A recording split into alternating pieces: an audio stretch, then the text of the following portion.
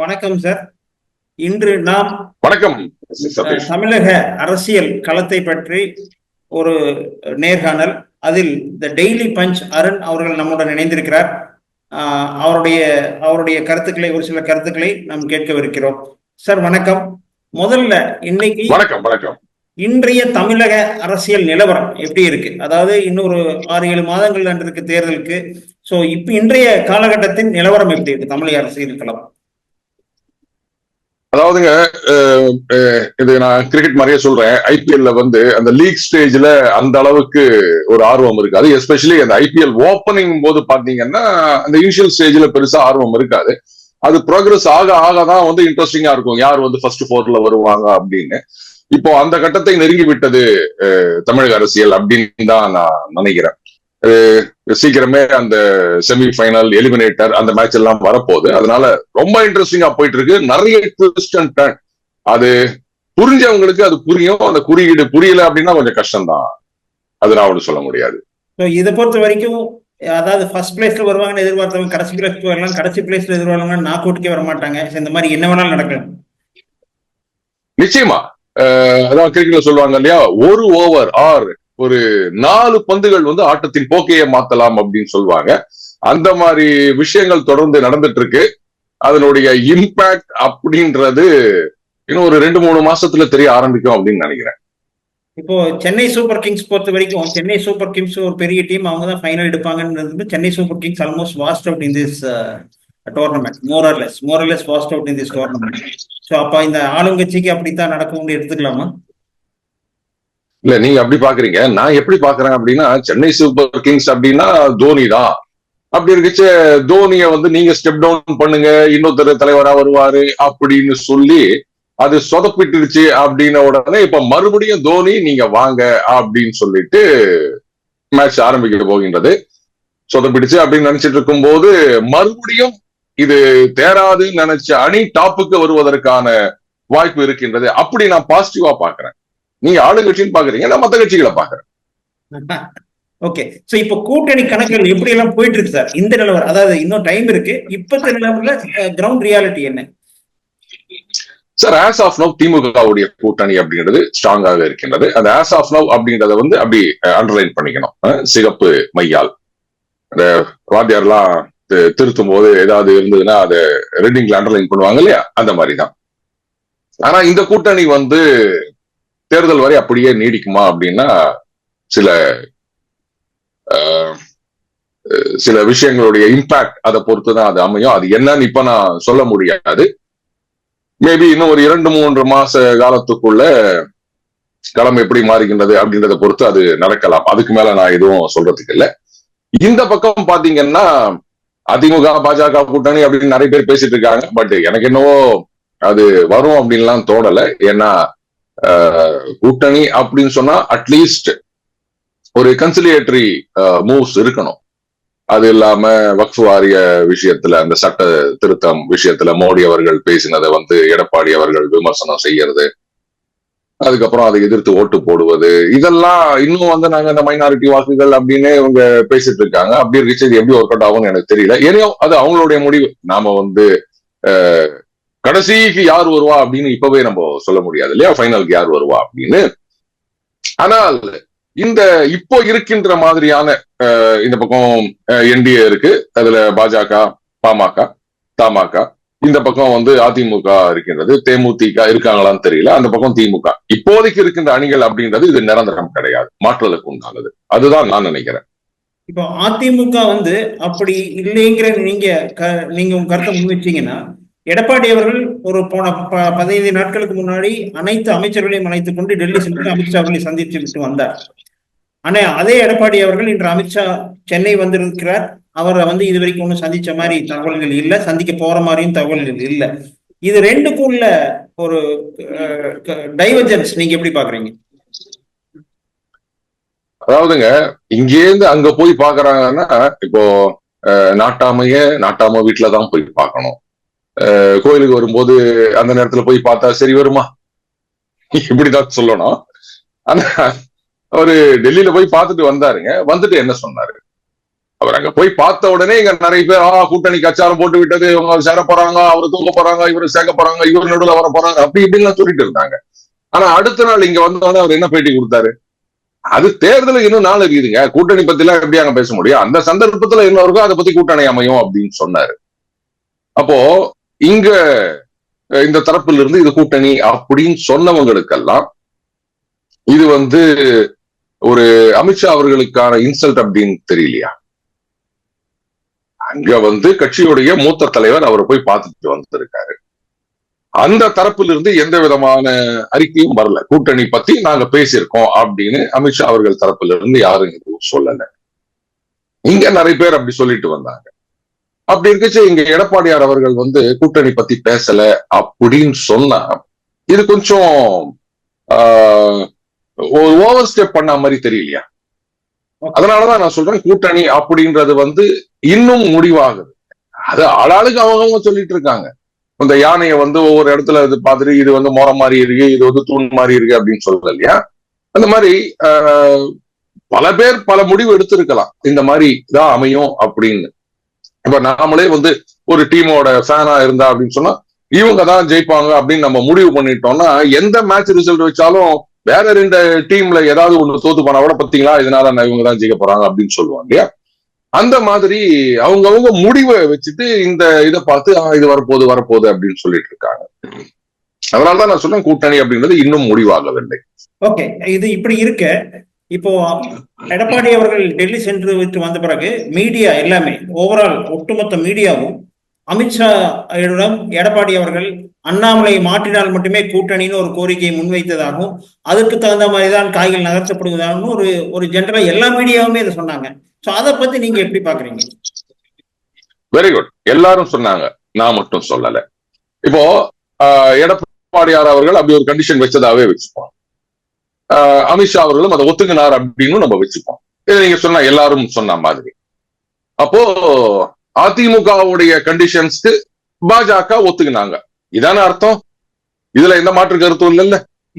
அப்படி இருக்க செங்கோட்டையனை அமைச்சர்கள் சந்திக்க வேண்டிய அவசியம் என்ன? அவர் போட்ட கண்டிஷனுக்கெல்லாம் ஒத்துக்கினேன், உங்க கட்சி தலைவரையே மாத்துறேன் அப்படின்னு சொல்ற அளவுக்கு நீங்க போயிட்டீங்கன்னும் போது அப்ப அந்த கட்சிக்குள்ள குழப்பம் உண்டாக்குற மாதிரி செங்கோட்டையன் அவர்களை இங்க ஒரு மந்திரி சந்திக்கிறாங்க, அவர் டெல்லி போயிட்டு வரேன்றாரு, இதெல்லாம் நம்புற மாதிரி இருக்கா?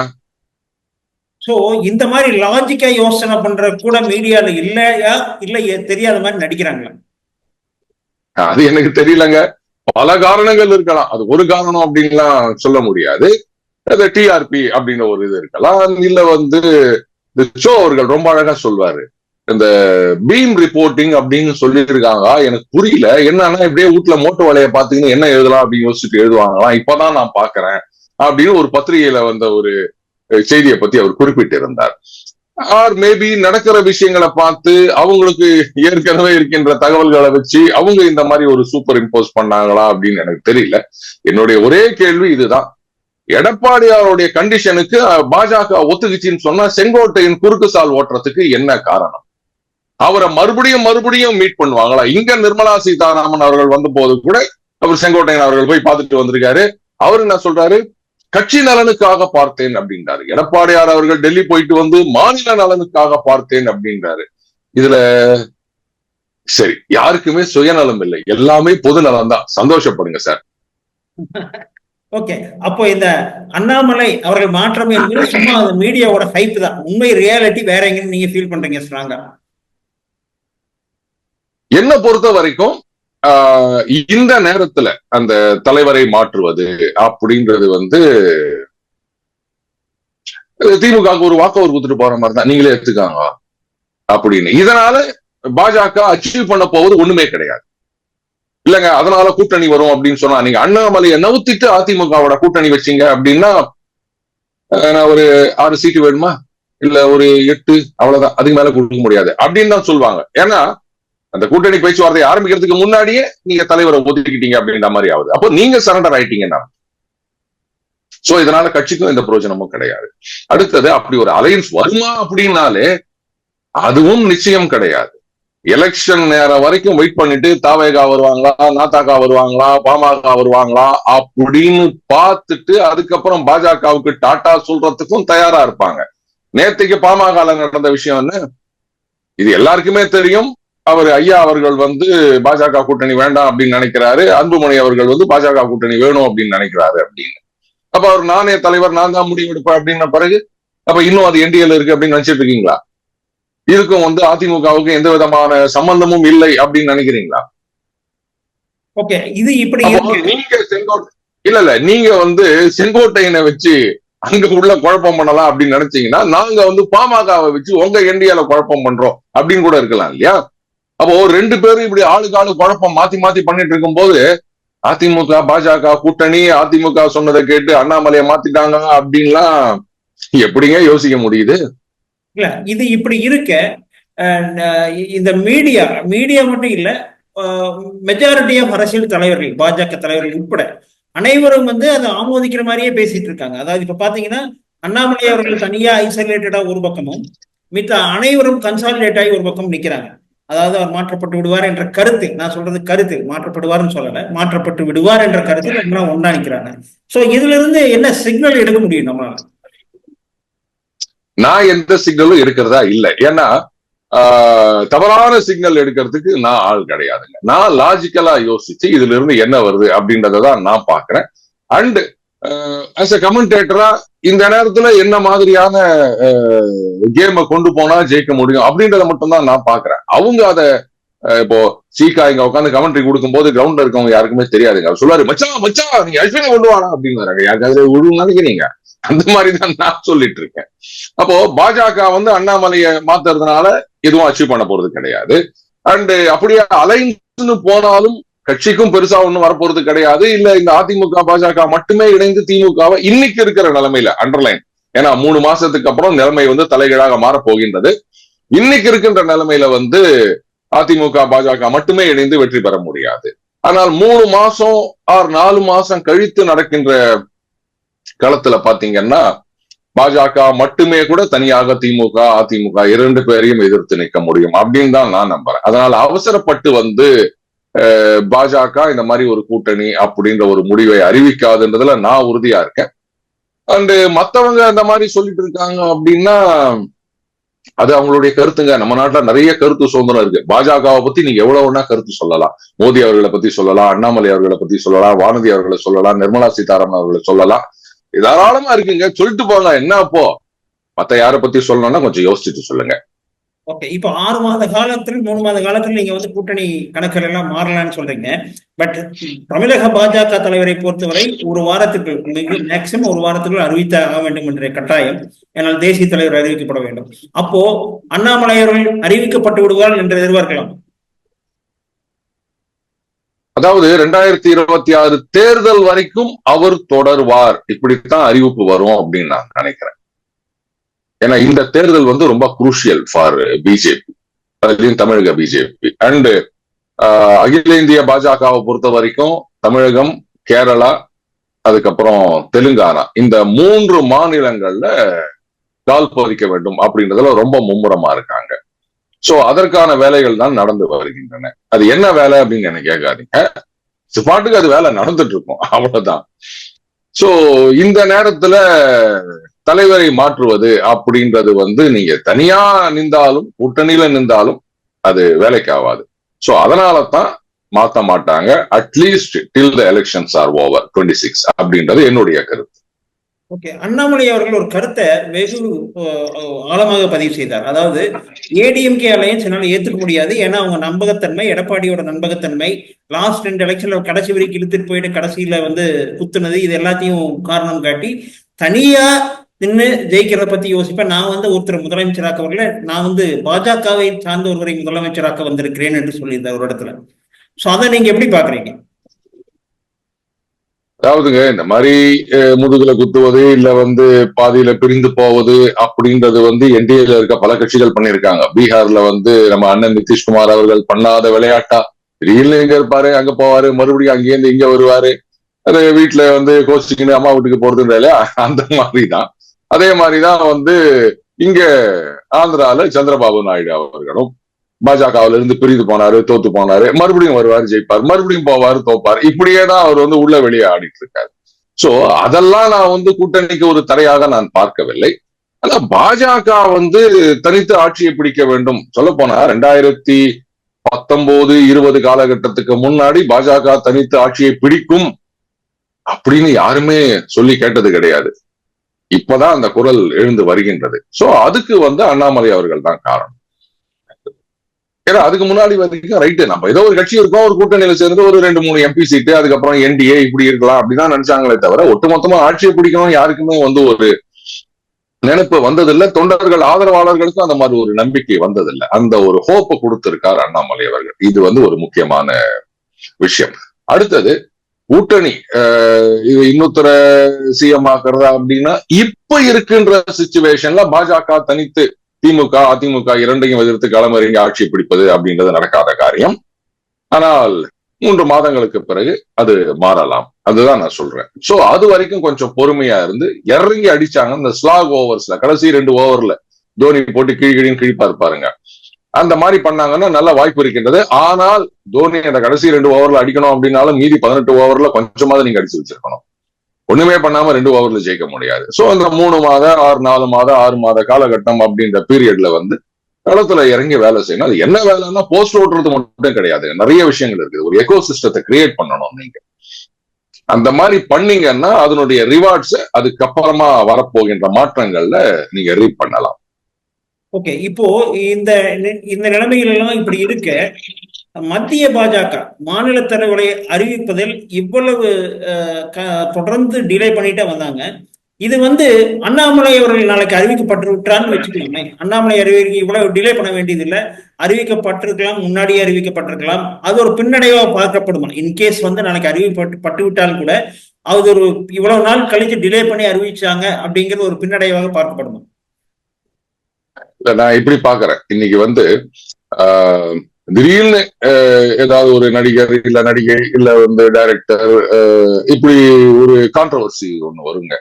என்ன திடீர்னு இந்த மாதிரி ஒரு பிரச்சனை போயிட்டு இருக்கு அப்படின்னு பார்த்தா அதுக்கப்புறம் அவங்களுடைய படம் ரிலீஸ் ஆகுது அப்படின்ற மாதிரி வருது. இதெல்லாம் அந்த படத்துக்கான ப்ரமோன்ற மாதிரி எல்லாம் சில நேரங்கள்ல நம்ம பாக்குறோம். அதே மாதிரி இந்த ரியாலிட்டி ஷோஸ் எல்லாம் வருது. அதுல இவரா அவரா அப்படின்னு இங்க ஜனங்கள்லாம் உட்காந்து ரொம்ப காரசாரமா பேசிட்டு இருப்பாங்க, சோசியல் மீடியால டிஸ்கஸ் பண்ணுவாங்க. இப்போ நான் உங்களை வேற மாதிரி யோசிக்க வைக்கிறேன்.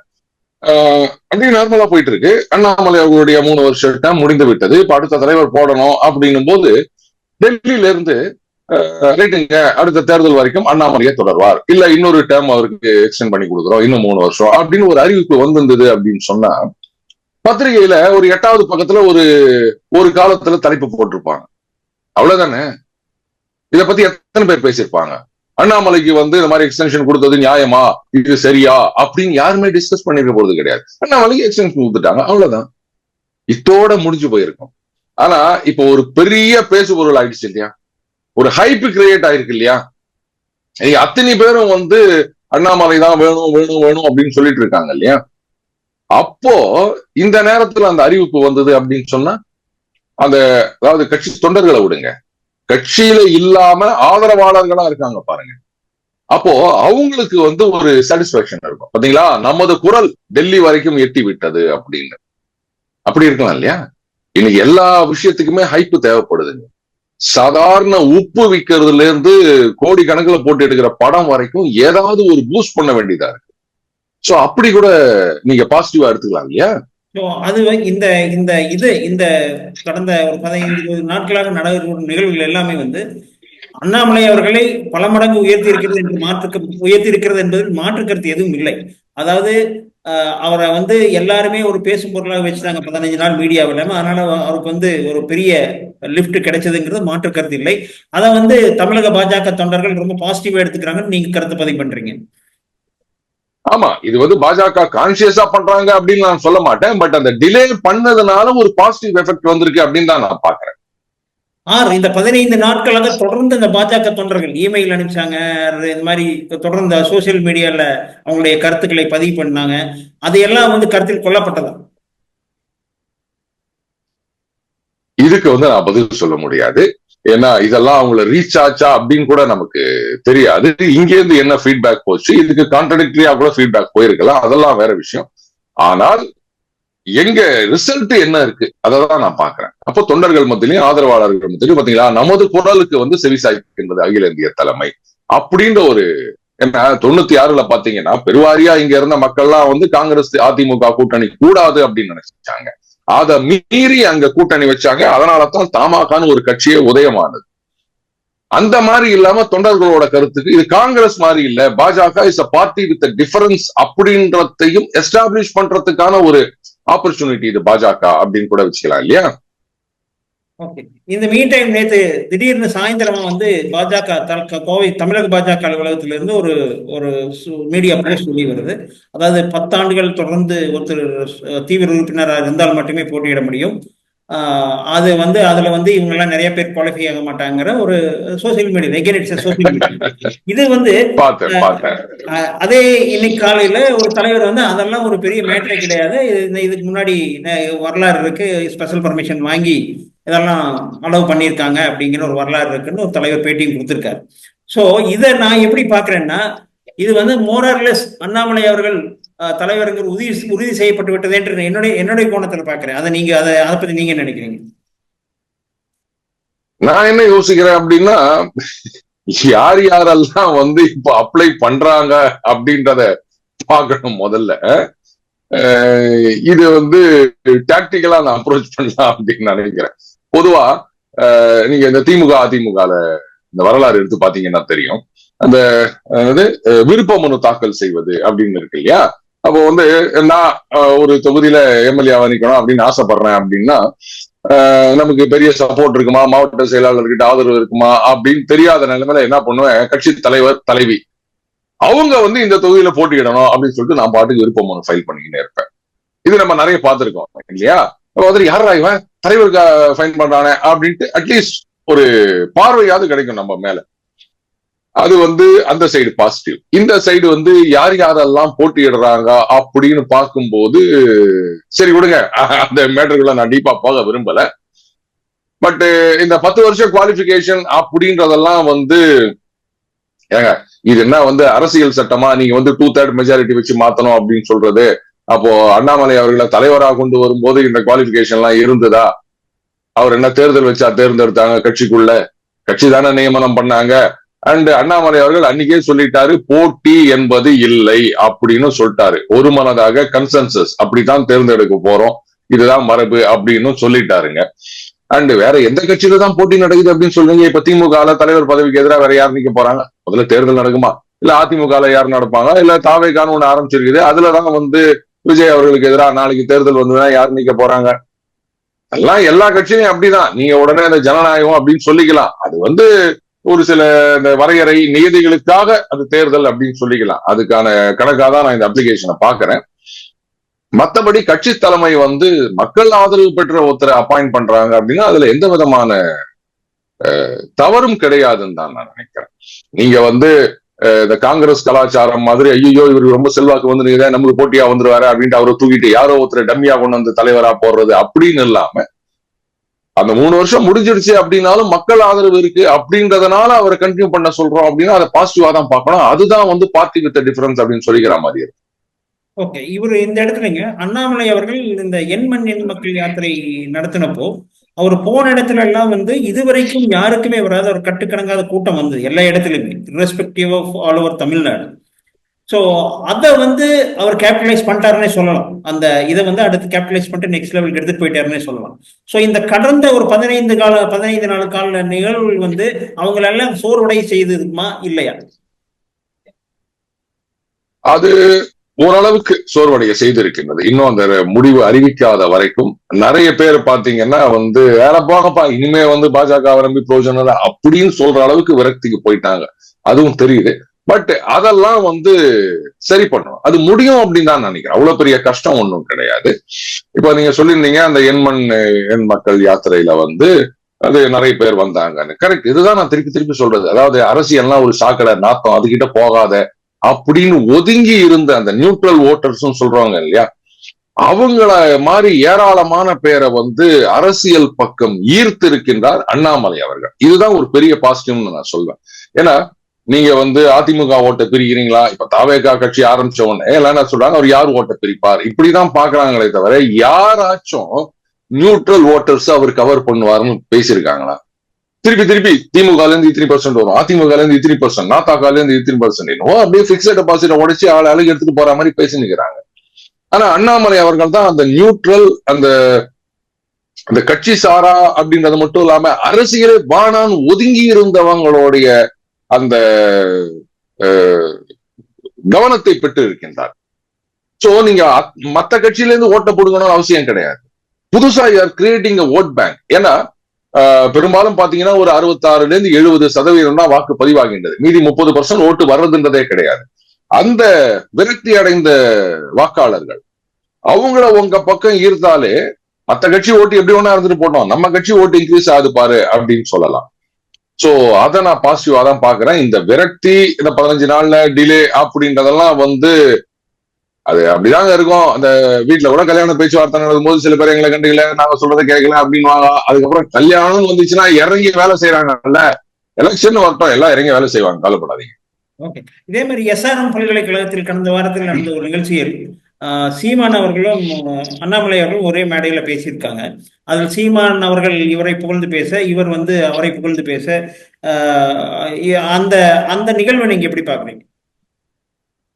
இது வந்து ஒரு அரசியல் மரபாதாங்க நம்ம பாக்குறேன். அதாவது என்னதான் பகை இருந்தாலும், போட்டியாளர்களாக இல்ல எதிர் அணியாக இருந்தாலும் ஒரே இடத்துல கூடுகிறார்கள் அப்படின்னு சொல்லும் போது அந்த நேரத்துல போயிட்டு நம்ம அந்த அரசியல் விரோதம், வன்மங்கள் இதெல்லாம் வந்து காண்பிப்பது நம்ம பண்பாடு கிடையாது. இதான் நான் சொல்றேன். இப்ப கல்யாணத்துல 2 பேர் சந்திச்சுக்கிறாங்க, எதிரிகள் அப்படின்னாலும் அங்க வந்தோடனே என்ன மாப்பிள்ள நல்லா இருக்கிறியா, என்ன மாமா நல்லா இருக்கிற இப்படிதான் பேசுவோமே தவிர உனக்கு எனக்கும் சங்காந்தமே கிடையாது அப்படின்னு நம்ம யாரும் இது பண்றது கிடையாது. அதனால இதுல வந்து உடனே அவங்க 2 பேரும் ஒண்ணு சேர்றாங்களா, இன்னும் சில பேர் அண்ணாமலை வந்து பாஜக விட்டு வெளில போறாரு, தனி கட்சி ஆரம்பிக்கிறாரு, அவர் வந்து நாத்தாக்காவோட கூட்டணி வைக்கிறாரு, இப்படிலாம் அப்படியே இந்த ஈரப்பேனாக்கி பேன பெருமாளாக்கி அப்படின்னு வாங்கல, அந்த மாதிரி எல்லாம் பண்ணிட்டு இருக்காங்க. அப்படிலாம் நினைக்கல. அது ஒரு மரபு, நாகரீகம், அத்தோட அதை விட்டுடணும். இதுக்கு மேலலாம் அதுல எதுவும் அட்டாச் பண்றதுக்கு இருக்கிறதா எனக்கு தெரியல. செங்கோட்டையன் அவர்கள் அமித்ஷாவை சந்தித்தது, அதற்கு பின்னர் நிர்மலா சீதாராமன் அவர்கள் சென்னைக்கு வந்தபோது அவர் சந்தித்தது, இதெல்லாம் பாக்குறப்போ இப்போ செங்கோட்டையன் அவர்கள் பலிகடாக்கப்பட்டு விட்டாரா? அது தெரிஞ்சேதான் அவர் போயிருப்பார் அப்படின்னு நினைக்கிறேன். ஏன்னு கேட்டீங்கன்னா, அங்க வந்து முதல்ல உரசல் வந்தது அப்படின்றது வந்து அங்க அவருடைய மாவட்டத்துல வந்து அவரை கேட்காம ஏதோ நிர்வாகிகள் மாற்றம் அப்படின்னு சொல்றாங்க. அதனால அவருக்கு வந்து தலைமையுடன் கொஞ்சம் உரசல் அப்படின்னு. என்ன இருந்தாலும் அவர் ஒரு மூத்த தலைவர். அப்படி இருக்கச்சு அவருடைய ஏரியால அவரை கன்சல்ட் பண்ணி அவர் சொல்லக்கூடிய ஆட்களை இல்ல அவருடைய ஆட்களை மாத்தாம இருந்திருக்கலாம். அது மாதிரி பண்ணிட்டாங்க. அதனாலதான் அந்த உரசல் ஆரம்பமானது அப்படின்னு சொல்றாங்க. சோ எல்லாரும் நினைக்கிற மாதிரி செங்கோட்டையனை வைத்துக் கொண்டு பாஜக கேம் ஆடினர். பாஜகவை வச்சு செங்கோட்டையன் கேம் ஆட ஆரம்பிச்சிருக்காரு. பாத்தீங்களா, நீங்க வந்து இது மாதிரி எல்லாம் பண்ணீங்கன்னா அப்ப நான் வந்து இந்த மாதிரி ஆடுவேன், இப்படித்தான் நான் நினைக்கிறேனே தவிர பாஜக செங்கோட்டையனை தூண்டி விட்டது அப்படின்றதுல எனக்கு கொஞ்சம் கூட உடன்பாடு கிடையாது. அதே மாதிரிதான் பாத்தீங்கன்னா அவர் டெல்லி போயிட்டு வந்தாரு அப்படின்னு சொன்னாங்க. அதுக்கப்புறம் மறுபடியும் வந்து எடப்பாடி அவர்களுடைய ஒரு பேட்சப் வந்துச்சு. சட்டசபையில வந்து அவருக்கு பேச வாய்ப்பு கொடுங்க அப்படின்லாம் சொன்னாங்க அப்படின்றத நம்ம பார்த்தோம். மறுபடியும் அவர் போறாரு, நிர்மலா சீதாராமன் அவர்களை போய் பாக்குறாரு. இது வந்து வலிகடாவா இல்ல அப்படின்னு நான் சொல்ல முடியாது. C all set and ton இந்த மாதிரி அதிமுகவை உடைக்கிறது அப்படின்றது வந்து அதுல எதுவும் பிரோஜனம் இருக்கிறதா எனக்கு தெரியல இப்போ இருக்கிற சூழ்நிலையில. தேர்தல் நேரம் வரட்டும். இப்ப முட்டை வந்து உள்ளுக்குள்ள இருந்து உடையணுங்க, வெளியில இருந்து உடைச்சிங்கன்னா பிரோஜனம் இருக்காது. உங்களுக்கு புரியும்னு நினைக்கிறேன். கண்டிப்பாங்க. சோ அதை பொறுத்த வரைக்கும் அதை அப்படியே விட்டுட்டு கடந்து போறதா நல்லதுன்னு நீங்க நினைக்கிறீங்க? ஆமா, அதுல ஒரு பெரிய இதுவா இருக்கிறதா எனக்கு தெரியல. சோ இப்ப வந்து அவங்களுக்குள்ளேயே ஒரு சலசலப்பு இருக்கிறது வந்து சென்ஸ் பண்ண முடியுது. I am not saying that நான் வந்து கன்ஃபார்ம் பண்றேன்னு சொல்ல முடியாது. பட் அதிமுக முன்னணி தலைவர்களிடையுமே ஒரு சலசலப்பு இருக்கிறது. தனியாக நின்று வெற்றி பெற முடியுமா, இல்ல எடப்பாடி அவர்களுடைய தொடர்ந்து 10 தேர்தலில் தோத்துட்டு வந்திருக்காரு, அடுத்த தேர்தல் தோத்தணும் டோட்டலா கட்சியே காலி ஆயிடும் அப்படிங்கிறது வந்து ஒரு சலசலப்பு அவர்களிடம் இருக்கிறது. இதை பத்தி நீங்க நினைக்கிறீங்க? இது நிச்சயமா இருக்கதாங்க சரி. அதுவும் குறிப்பா இந்த கொங்கு பெல்ட் அப்படின்னு சொல்லுவோம் இல்லையா, அந்த பகுதியில இருக்கின்ற இன்னைக்கு எம்எல்ஏக்களா இருக்காங்க, முன்னாள் அமைச்சர்கள், அவங்களுக்கெல்லாம் வந்து ஒரு பெரிய கவலை இருக்கின்றது. ஏன்னா இந்த பாராளுமன்ற தேர்தல் முடிவுகளை பார்க்கும்போது பாஜகவுடன் கூட்டணி இல்லை அப்படின்னு சொன்னா நம்ம எல்லாம் தேர்றது கஷ்டம் அப்படின்றது அவங்களுக்கு நல்லாவே தெரியுது. அதனால அவங்க வந்து கூட்டணி வேணும் அப்படின்னு நினைக்கிறாங்க. ஆனா இங்க சிக்கலே என்னன்னா, எடப்பாடியார் அவர்களும் அண்ணாமலை அவர்களும் 2 பேருமே ஒரே பகுதியில் இருந்து வந்தவர்கள். அதனால அவர் என்ன நினைக்கிறாரு, நமக்கு கொஞ்ச நஞ்ச இருக்கிற செல்வாக்குன்றதும் இந்த ஏரியா, அவரும் இந்த ஏரியா. அண்ட் அண்ணாமலை வர்றதுக்கு முன்னாடியும் அந்த கோவை அந்த பகுதியில வந்து பாஜக செல்வாக்கு பெற்ற ஒரு கட்சி. அப்போ ஒரே அந்த கேக்குக்கு 2 பேரும் சண்டை போட்டுக்கிற மாதிரி இல்லையா, தன்னுடைய அந்த இம்பார்ட்டன்ஸ் குறைஞ்சிருமோ அப்படின்னு எடப்பாடியார் அவர்கள் நினைக்கலாம். அது தவறொன்றும் கிடையாது. ஆனா அதுக்காக வந்து கட்சியுடைய எதிர்காலத்தை பலி கொடுக்க கூடாது இல்லையா. அதுதான் நான் சொன்னேன், இப்போ அந்த கேம் எல்லாம் தேவையில்லை, தேர்தல் நெருங்குற நேரத்துல முட்டை உள்ளுக்குள்ள இருந்தே உடையும் அப்படின்னு நான் சொன்னேன்.